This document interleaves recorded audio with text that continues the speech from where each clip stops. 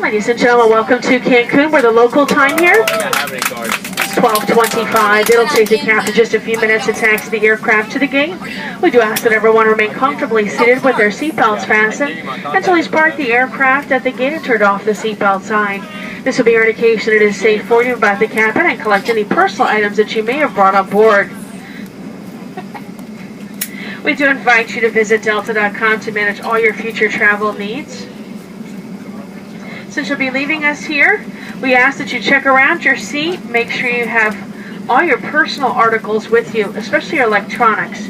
Please check carefully in the seat pocket in front of you, under the seat, the overhead bin, and make sure you have all your articles with you. This aircraft will become the property of Customs once you deplane the aircraft. On behalf of Delta Sky Team, our global partners, and especially this Atlanta-based crew, I'd like to thank you for flying with us. We've enjoyed having you on board, and we look forward to the opportunity to serve you again soon. Thank you. Have a very pleasant day.